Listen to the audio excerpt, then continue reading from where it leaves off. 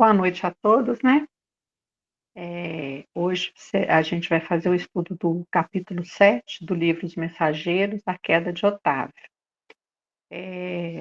Só dando uma recapitulada no capítulo passado, no capítulo 6, Advertências Profundas, que foi um prosseguimento da palestra do Telésforo, falando da responsabilidade que é, né, para os espíritos que reencarnam,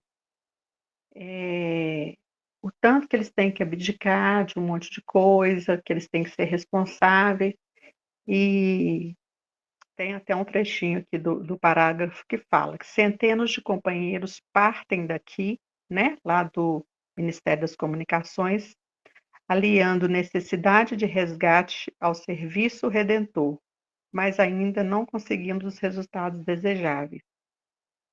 E o capítulo de hoje vai contar a história justamente de um desses irmãos, né, que teve a oportunidade e que fracassou muito, né, que é o Otávio. E ele, inclusive, teve alguns privilégios, né, digamos assim, algumas condições privilegiadas na reencarnação e ainda fracassou. Então, começando, eu vou começar a leitura e sintam-se à vontade, tá, gente, para as contribuições, por favor. Pode passar, por favor, Rosa.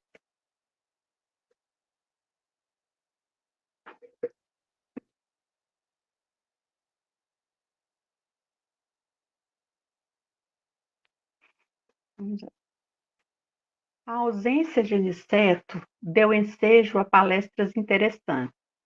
Formaram-se grupos de conversação amiga.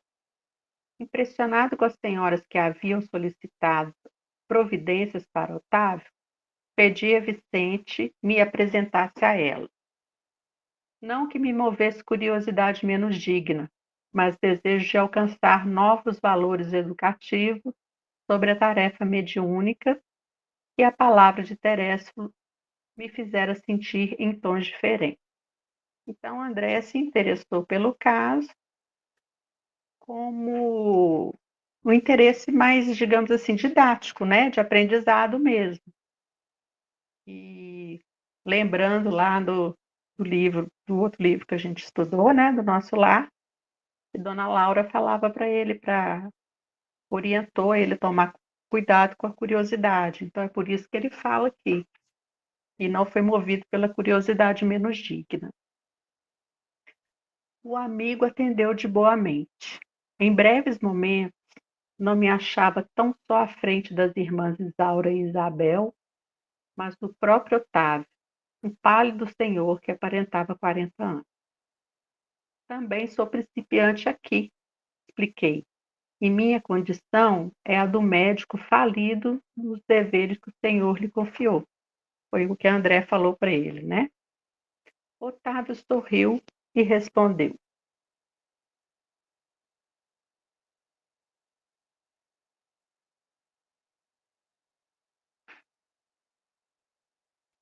possivelmente o meu amigo terá a seu favor. Pode passar, Rosa. Desculpa, esqueci de falar. O meu amigo terá a seu favor o fato de haver ignorado as verdades eternas no mundo. O mesmo não ocorre comigo. Ai de mim! Não desconhecia o roteiro certo que o Pai me designava para as lutas da terra. Não possuía títulos oficializados de competência, entretanto, dispunha de considerável cultura evangélica, coisa que para a vida eterna é de maior importância que a cultura intelectual simplesmente considerada. E aí o Otávio está falando para o André, né? Meu amigo, você fracassou, mas você não tinha o conhecimento da causa. Eu, apesar de não ter um título de médico, fracassei, mas com completo conhecimento de causa. Né? É o que ele quis dizer aí. Tive amigos generosos no plano superior que se faziam visíveis aos meus olhos. recebi mensagens repletas de amor e sabedoria, e, no entanto, caí mesmo assim, obedecendo à imprevidência e à vaidade. Então ele tinha um dom, né? Ele tinha mediunidade, ele conseguia ver e ouvir os amigos, as orientações, e ainda assim se deixou levar, né? Se deixou entrar em queda e falir na missão dele. As observações de Otávio impressionavam-me vivamente. Quando no mundo eu não tivera contato especial com as escolas espiritistas e experimentava certa dificuldade para compreender tudo quanto ele desejava dizer. Pode passar, Rony.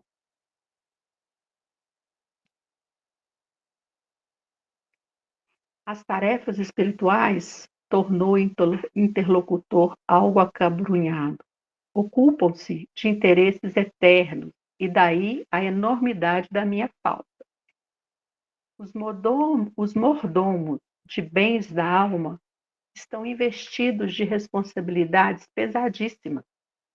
Os estudiosos, os crentes, os simpatizantes no campo da fé podem alegar ignorância e inibição. Todavia, os sacerdotes não têm desculpa. É o mesmo que se verifica na tarefa mediúnica. Os aprendizes ou beneficiários nos templos da revelação nova podem referir-se a determinados impedimentos, mas o missionário é obrigado a caminhar com um patrimônio de certezas tais que coisa alguma o exonera de culpas adquiridas. Então, eu marquei esse aqui de vermelho porque diz respeito a tudo que o Telésforo colocou na palestra dele, né? Todas as renúncias, todas as responsabilidades. A pessoa, apesar do véu do esquecimento, ela foi preparada para uma missão. Então, ela não se deve deixar desviar. E o Otávio se deixou. Alguma pergunta até aí, gente? Algum comentário? Fala para nós um pouquinho sobre os mordomos. O que você entendeu os mordomos dos bens da alma?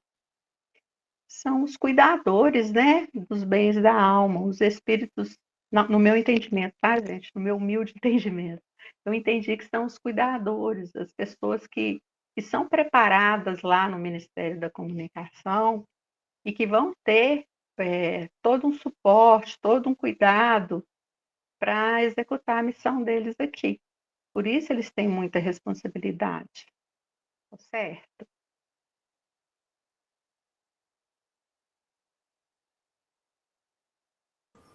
Pode falar, Rosa. Ah, então tá bom. Eu queria só voltar um pouquinho aqui. Quando ele fala que ele. Espera só um minuto, deixa eu só achar aqui no livro.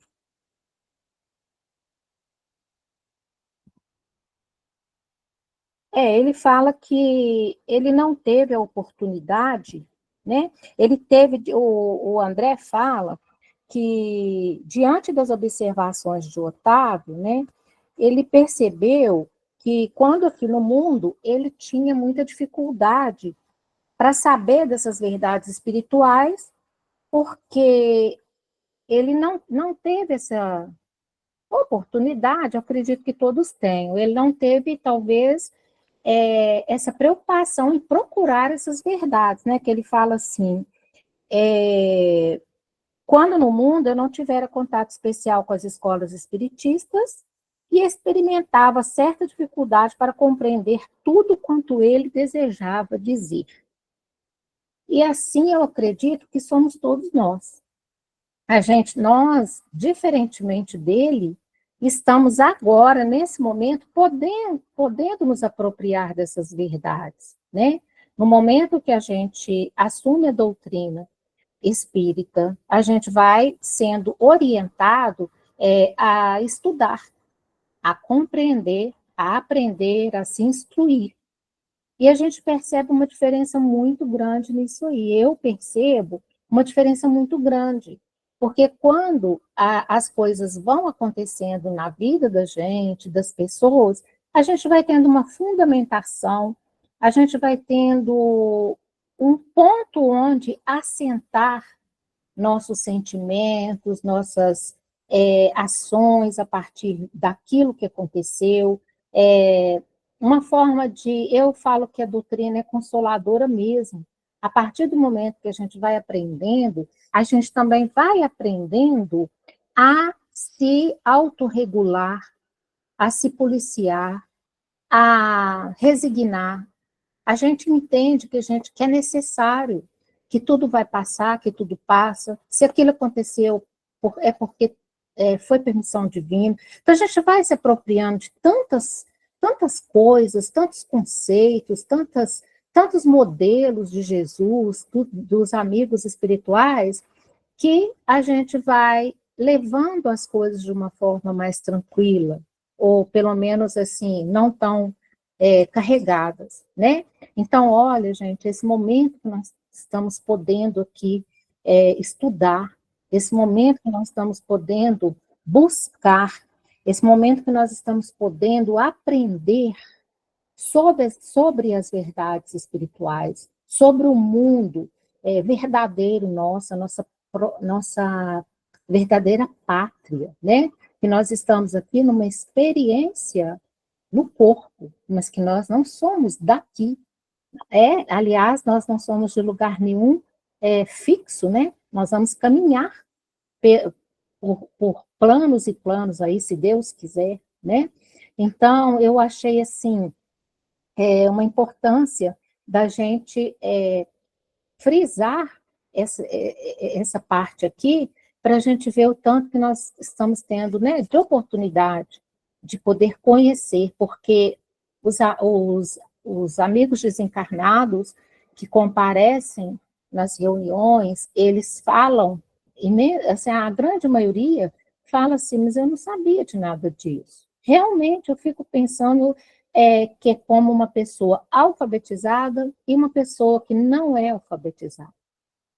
Na minha experiência, quando eu alfabetizava, os meus alunos falavam assim, professora, eu era cega, eu era cego, eu não conseguia, é ruim demais não ser alfabetizado. Então, eu estou pensando aqui que nós estamos nos alfabetizando nessas questões espirituais. E as pessoas que não sabem, eles ficam meio que cegos, né?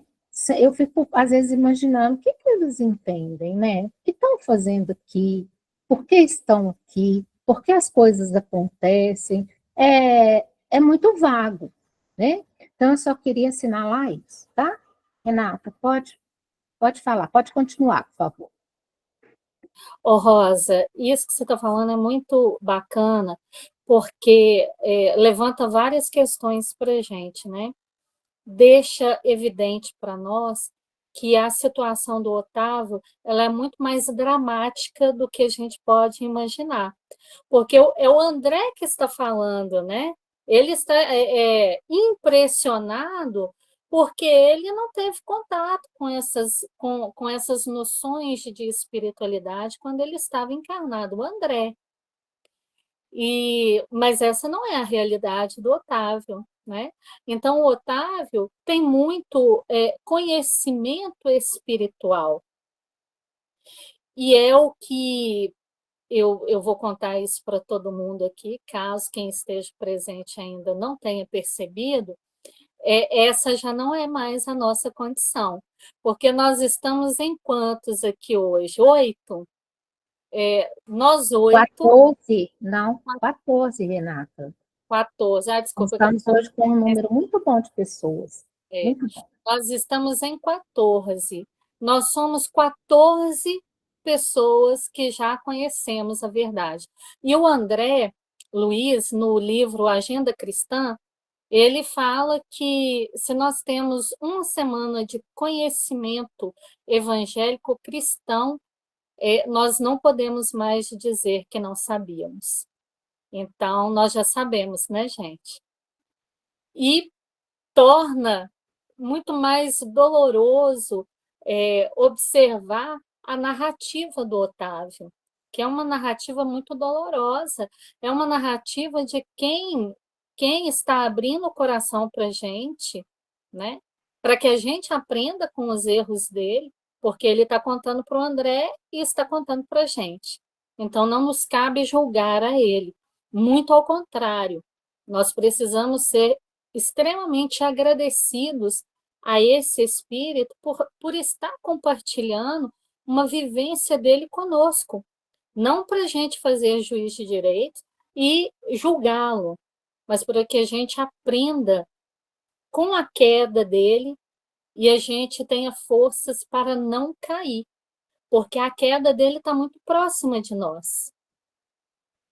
Muito mais próxima do que qualquer outro espírito comparado ao André Luiz, à época que o André estava encarnado. Está muito mais próxima de nós do que qualquer outra pessoa que ainda vive única e exclusivamente para o materialismo e não conhece, não se interessa, não estreita relação com o espiritual, com o que ele é, né? Nós somos espíritos e nós sabemos que tem muitas pessoas que não se interessam por isso, que não querem saber, né? Morreu, acaba, assim eles pensam, vão descobrir, tá?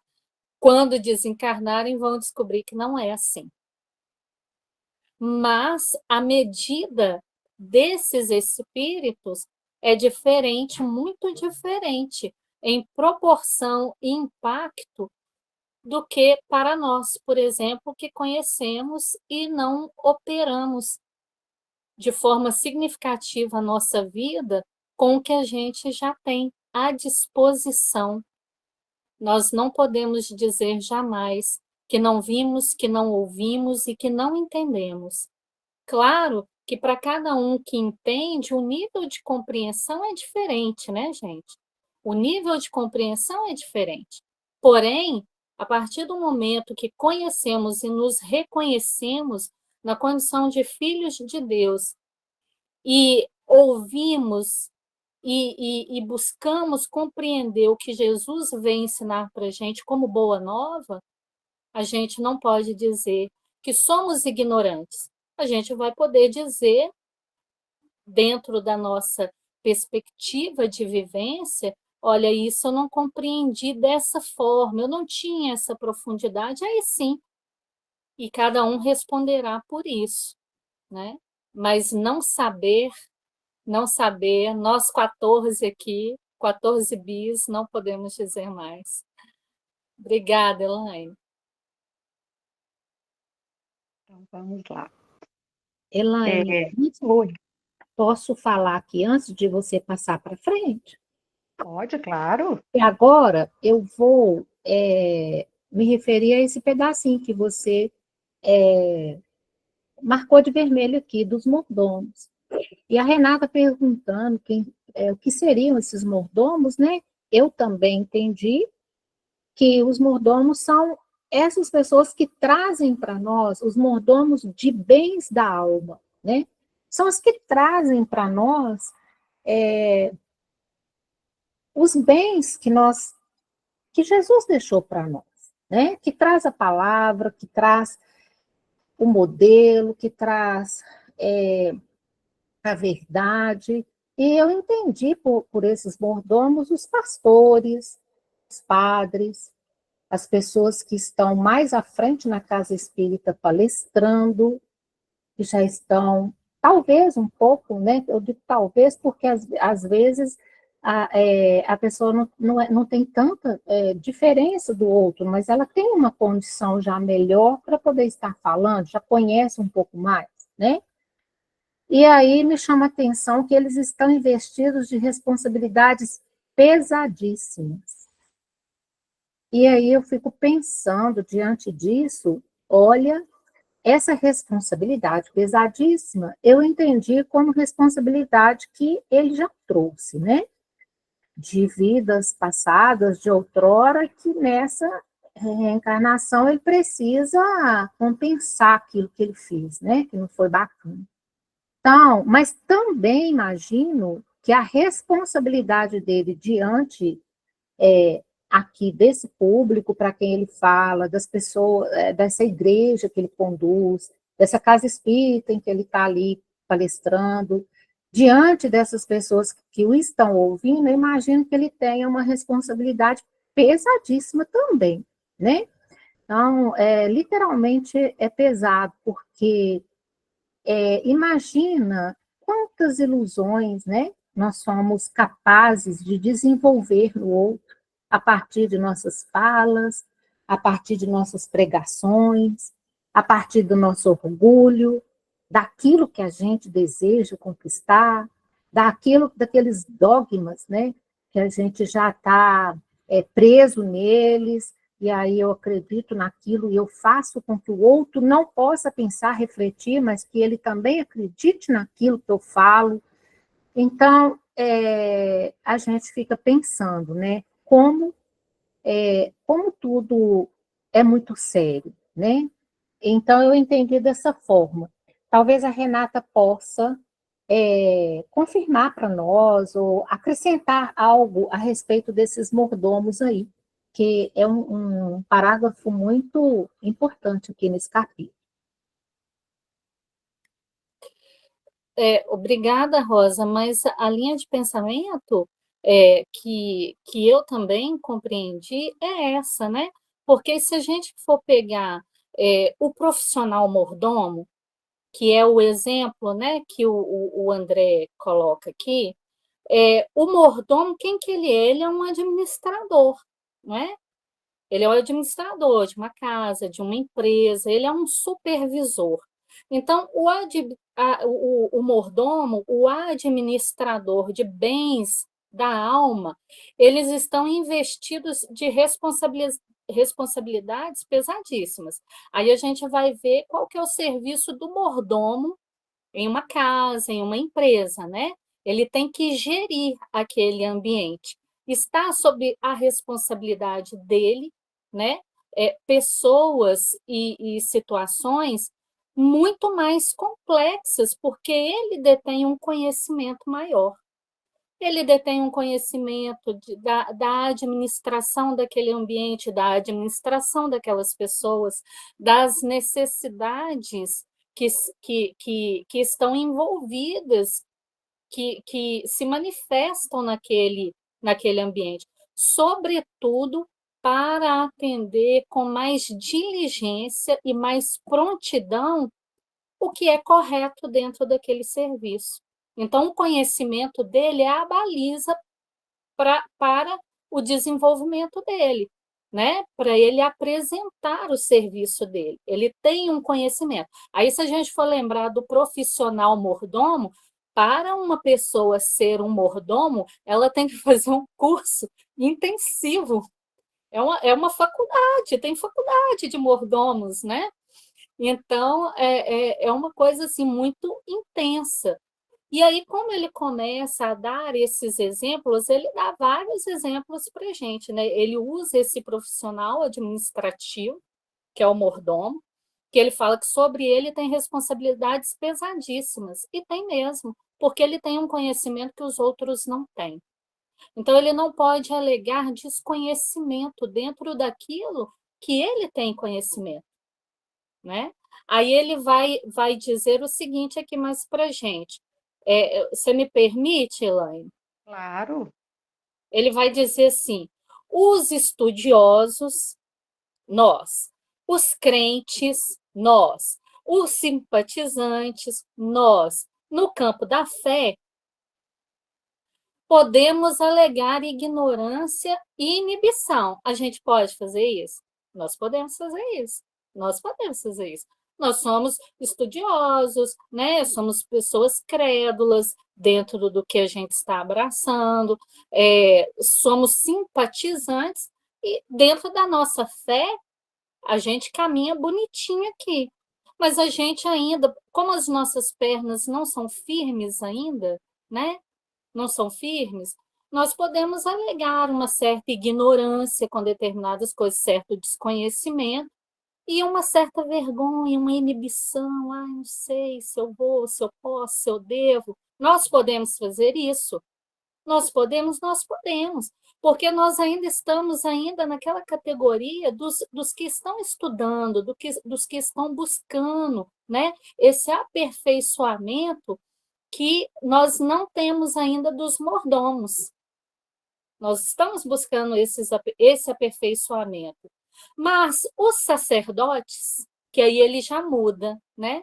Ele já muda, ele aplica aqui uma outra palavra. Os sacerdotes já não têm essa desculpa.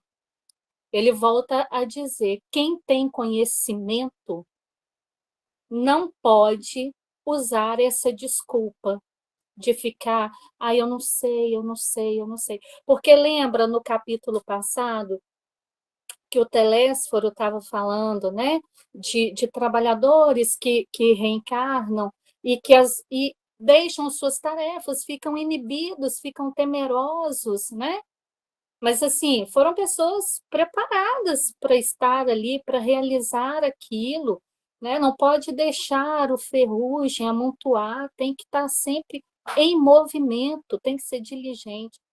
Então, esses sacerdotes, eles não têm essa desculpa, eles não podem usar a desculpa dos discípulos, porque eles já não são mais os discípulos, né? Eles são sacerdotes, eles já estão na catedra do entendimento, do realizar.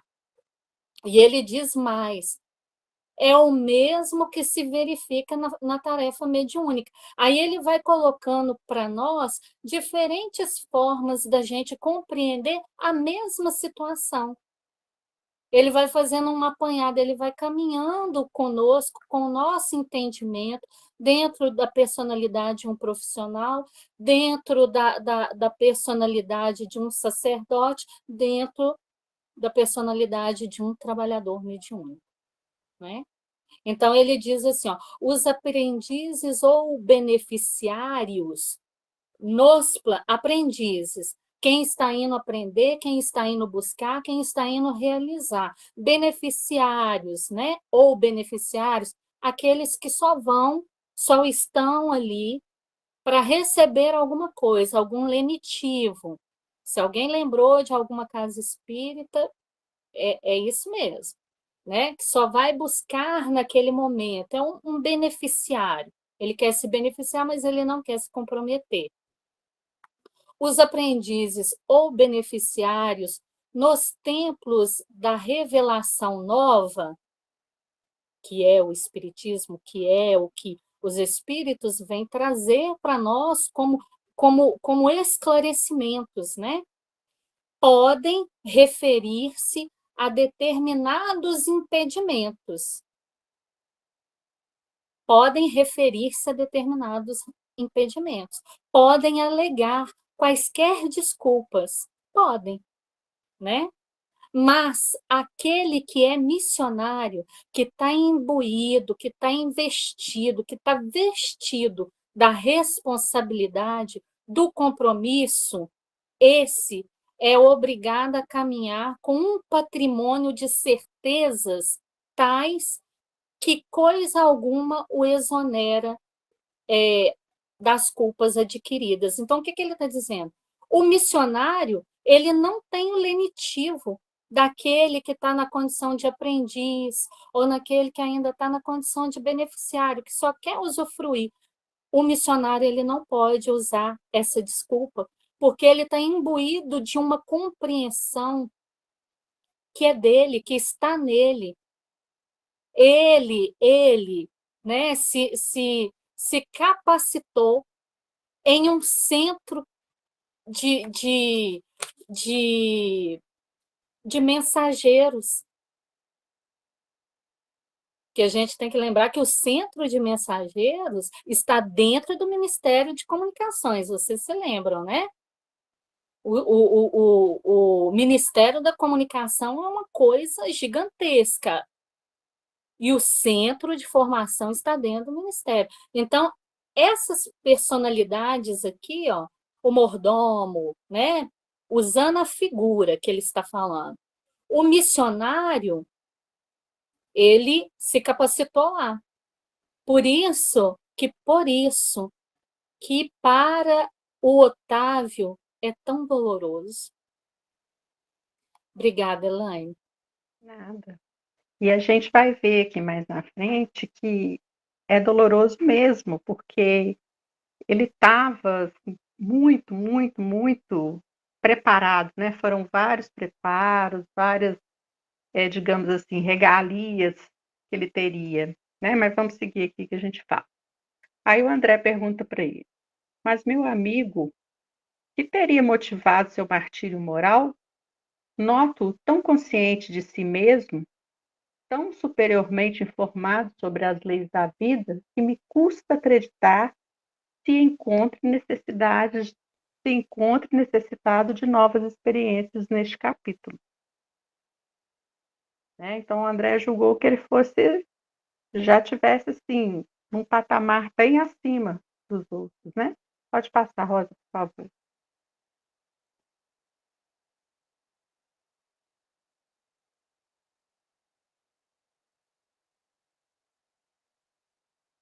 Ambas as senhoras presentes mostraram estranho brilho no olhar enquanto Otávio respondia: relatarei minha queda. Verá como perdi maravilhosa oportunidade de elevação. E após mais longa pausa, continuou gravemente. Depois de contrair dívidas enormes na esfera carnal, noutro tempo, vim bater às portas do nosso lar, sendo atendido por irmãos dedicados que se revelaram incansáveis para comigo. Preparei-me, então, durante 30 anos. Ele foi preparado por 30 anos para voltar à Terra como médium, em tarefa mediúnica. É aí que eu falo, né, que eu quis dizer das regalias. Desejoso de saldar minhas contas e elevar-me a alguma coisa. Não faltaram lições verdadeiramente sublimes, nem estímulos santos ao meu coração imperfeito. O Ministério da Comunicação favoreceu-me com todas as facilidades e, sobretudo, 6 entidades amigas movimentaram os maiores recursos em benefício do meu êxito. Técnicos do auxílio acompanharam-me à terra nas vésperas do renascimento, entregando-me a um corpo físico rigorosamente sadio, segundo a magnanimidade dos meus benfeitores daqui, ter-me-ia concedido certo trabalho.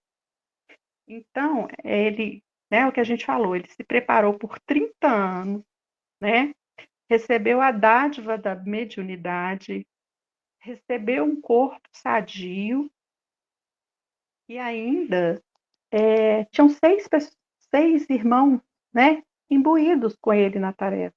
Ele não estava sozinho. Então, só para terminar aqui, gente, ter-me-ia concedido certo trabalho de relevo na esfera da consolação às criaturas. Então, assim, qual que era o objetivo do trabalho dele, da encarnação dele?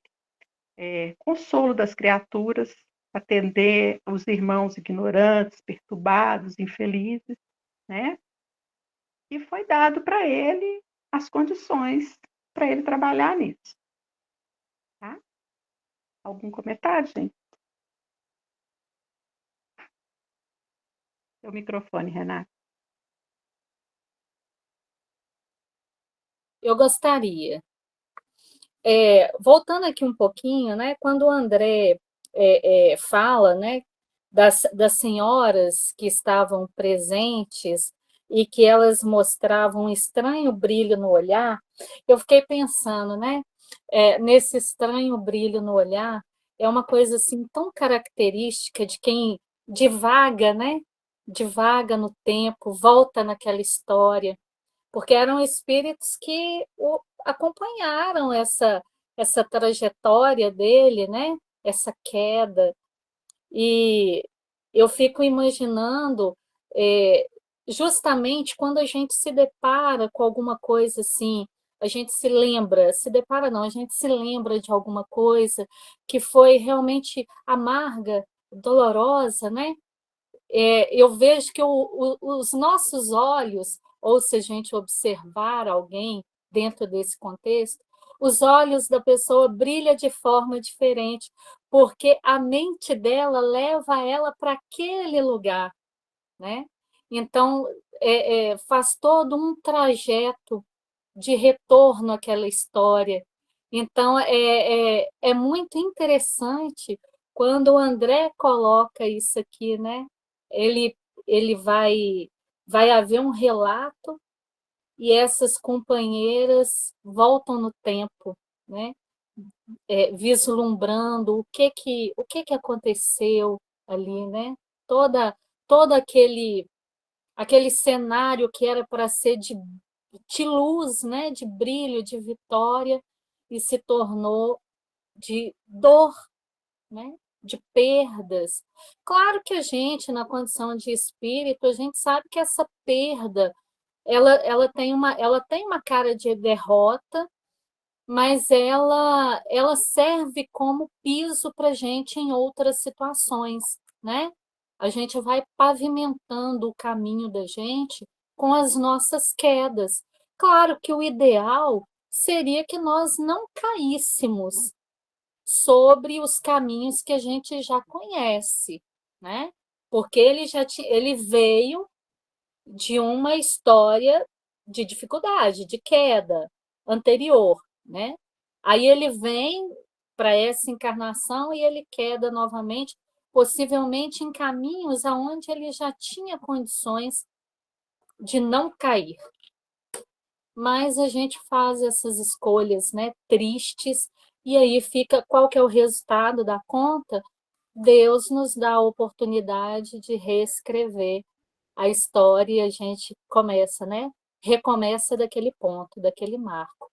E é interessante que, olha só, agora eu vou entrar num lugar da história que nós estudamos semana passada, que o Telésforo vai contar que nós, os espíritos que estão lá nessa condição de fracassados, recebem de benfeitores espirituais uma, como é que ele chama aqui? Um abono, né? Ele fala de abono, que são afiançados. Então, quer dizer, espíritos pegam a gente, porque ele falou lá, ó, só para um detalhe, para quem não estava, poder se situar na história. O Telésforo, no capítulo anterior, ele diz assim: quantos de vós fostes abonados aqui por generosos benfeitores que buscaram auxiliar-vos, condoídos de vosso pretérito cruel. Não é só um pretérito cheio de enganos, né, de equívocos, não. A gente consegue, né, dar uma complicada, tem um adendo ainda, né? Além de ter um fracasso, tem uma queda dolorosa, ainda tem a parte que nos toca, que é pessoal e particular, que é a crueldade. E ainda assim, esses espíritos condoídos nos afiançam, nos envolvem, nos ajudam, né? Nos socorrem. Então, aqui ele está, só para a gente lembrar que ele já falou de quem são esses espíritos, no caso aqui, 6, que abraçaram Otávio. Mas para todos os outros, guardando as devidas proporções, também existem esses espíritos, né, que abonam. Não existe em nós o mérito, mas existe a misericórdia, que permite que esses corações bondosos se compadeçam de nós. Lembrando que quem está no centro de mensageiros são espíritos caídos. Ele falou isso lá também, tá? Então, depois, se alguém quiser dar uma lida, voltar lá no capítulo anterior, ele fala sobre isso também. É isso, Elaine. Obrigada. Pode passar, Rosa.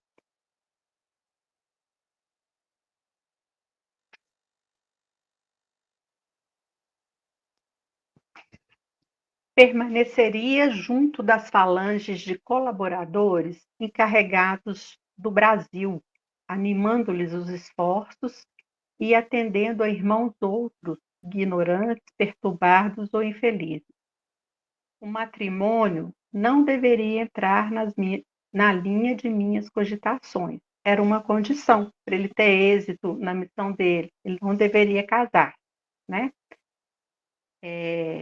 Não que o casamento possa colidir com o exercício da mediunidade, mas porque meu caso particular assim o exigia. Com certeza, né, nas outras lições dele, ele deve ter tido fracassos referentes, né, à convivência conjugal, e foi dado para ele, foi pedido a ele que desta vez ele não se casasse, né, que ele se mantivesse ali firme no propósito para que ele estava sendo direcionado. Nada obstante, solteiro, deveria receber aos 20 anos os 6 amigos que muito trabalharam por mim em nosso lar, os quais chegariam ao meu círculo como órfão. Meu débito para com essas entidades tornou-se muito grande e a providência não só constituiria agradável resgate para mim, como também garantia de triunfo pelo serviço de assistência a ela, o que me preservaria o coração de leviandade e vacilações, porquanto o ganha-pão laborioso me compeleria a não atender às sugestões inferiores nos domínios do sexo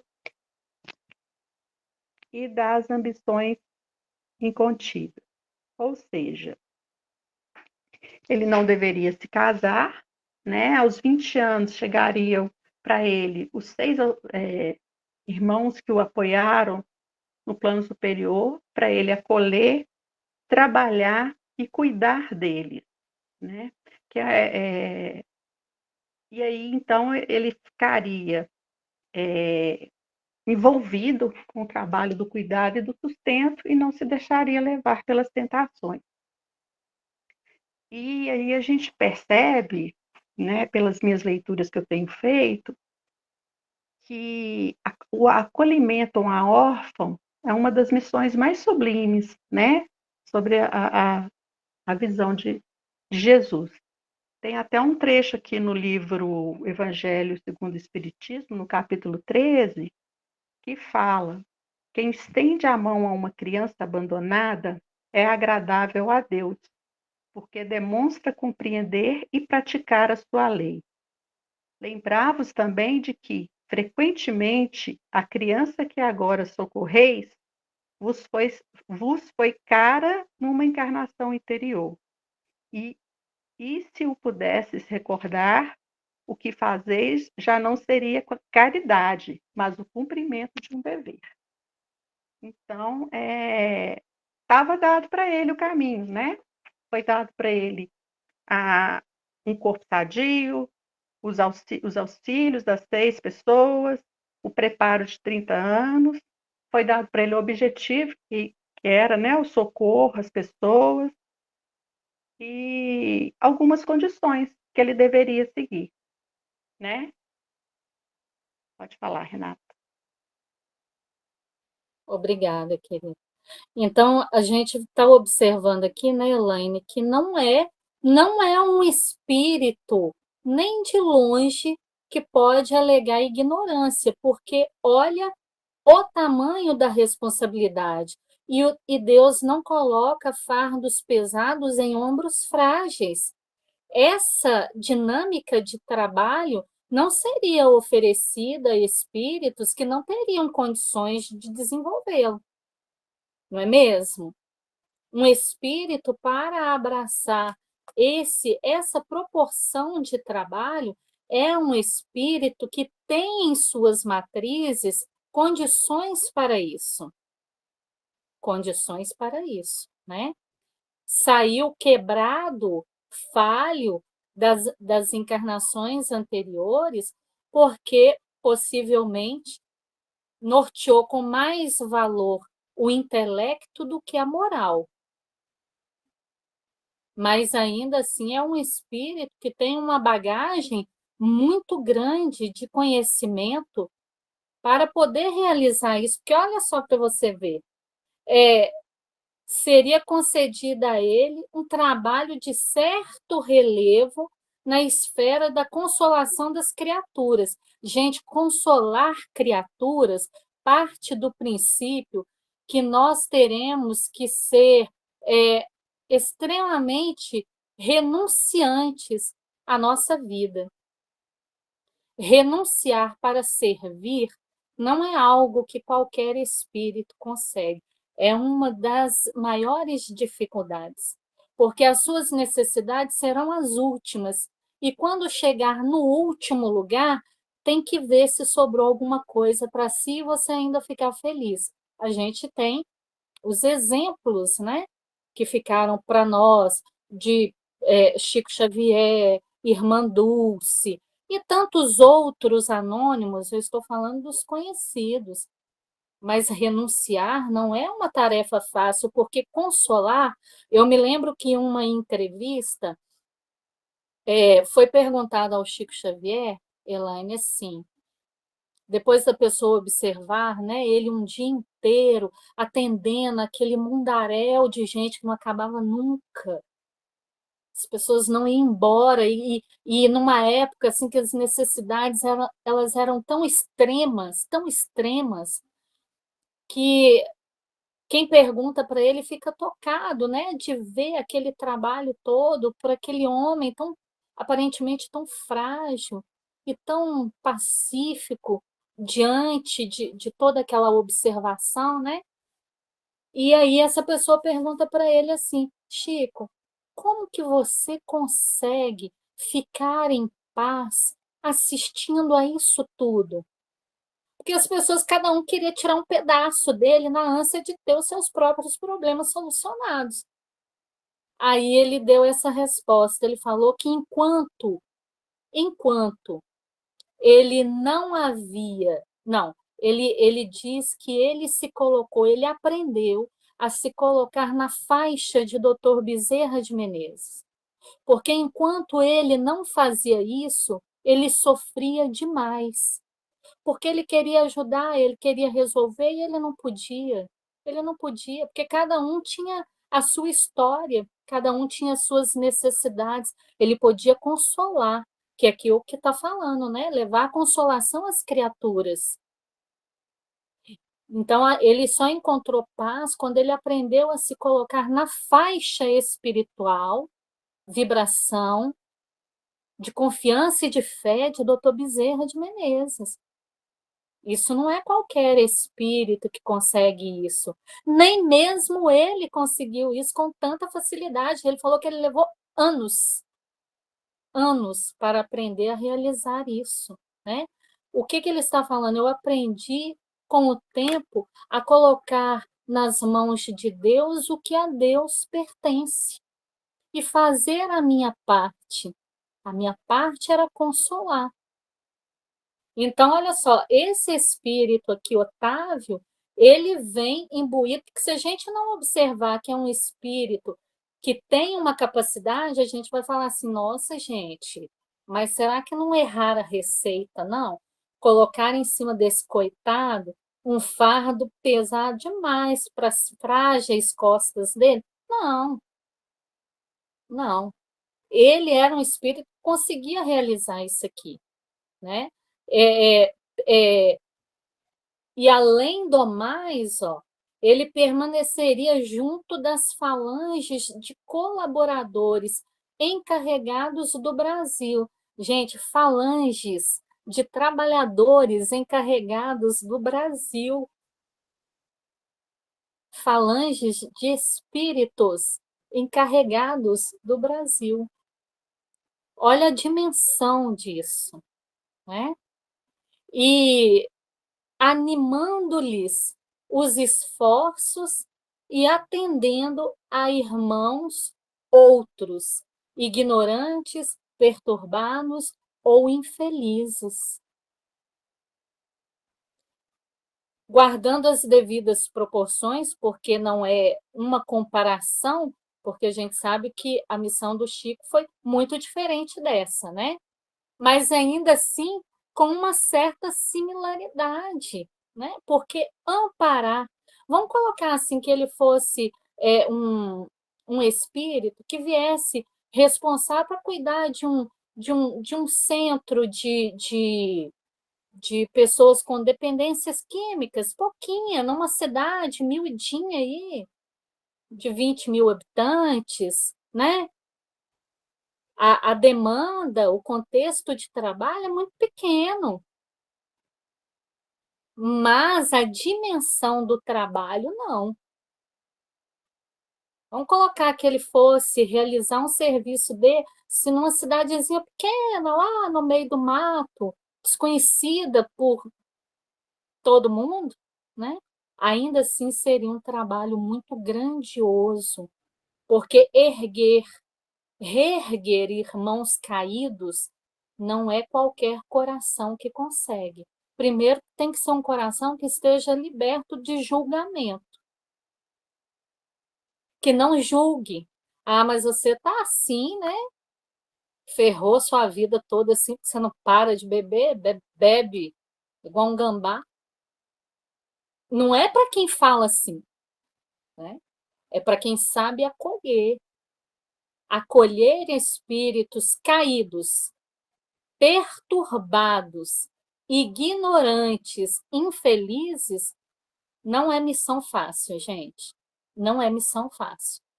E aí, observando o contexto, né, da problemática dele, não pode ser casado mesmo, porque, como você falou, casamento não é impedimento, mas ele não podia ter distrativos, né? Sobretudo dentro dos complicativos dele. Obrigada, Elaine.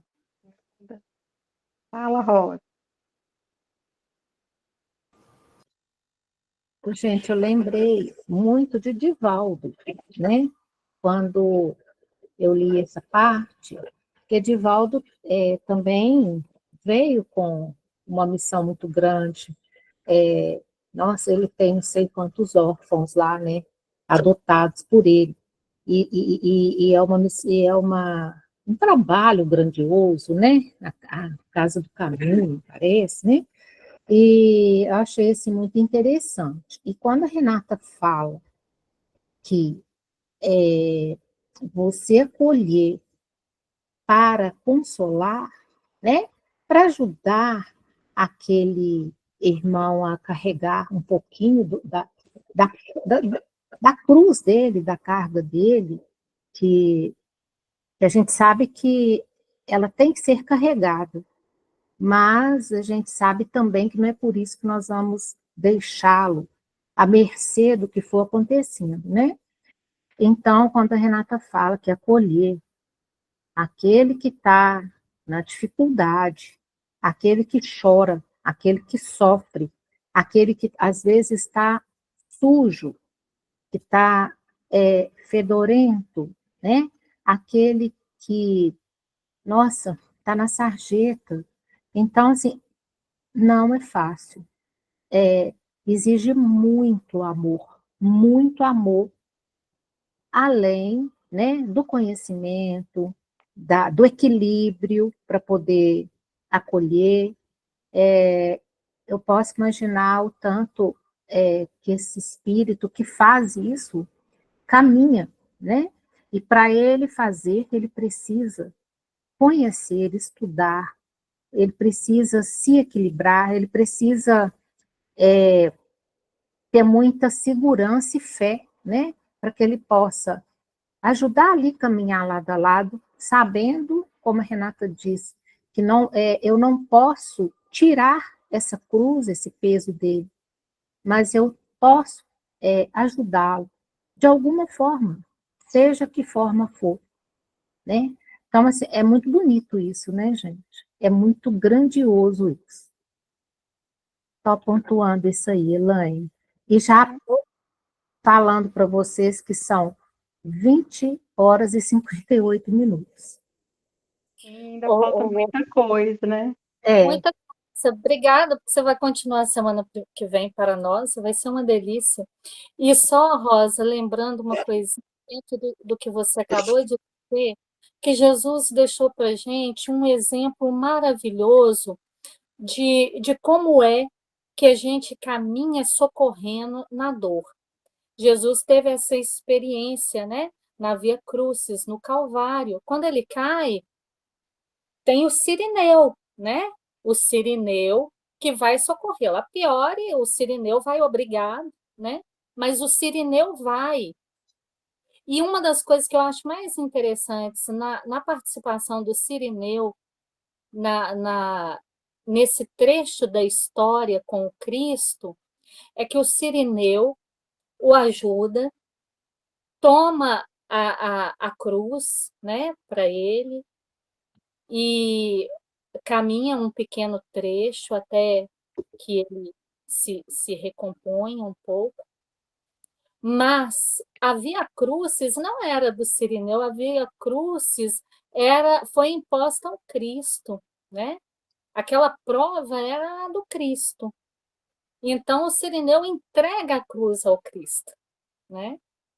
Porque isso é uma das imagens mais emblemáticas que fica para a gente, porque é isso mesmo, na vida da gente, nós encontraremos Cirineus. A gente vai estar caído e vai ter alguém que vai vir e vai nos socorrer, vai nos reerguer, vai nos animar, né? Só que isso é até a página 2, porque dali para diante a cruz volta para nós, porque ela é nossa, né? E a gente continua a trajetória com ela, porque é assim que deve ser. Isso não quer dizer que dentro da observação dos bons espíritos, que são verdadeiros sirineus na nossa vida, eles não se condoam com o nosso sofrer, né? Com os pedaços que a estrada vai tirando da gente, porque tira, né, gente? Mas a gente tem sempre alguém para nos erguer, para nos ajudar a ter um momento de respiro.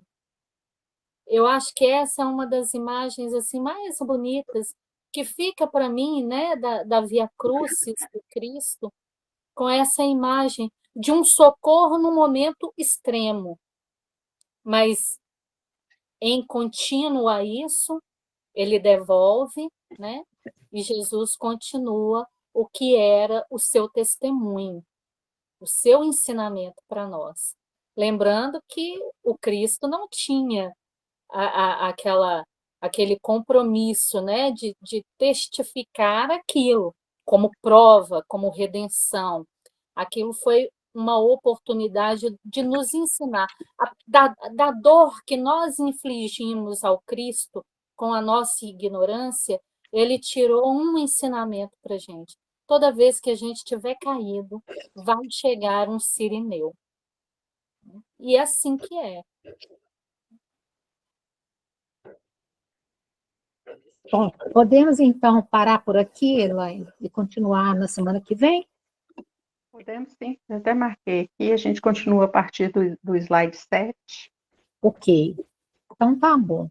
Então, quem vai poder fazer a oração para a gente, a oração final? Algum de nós aqui?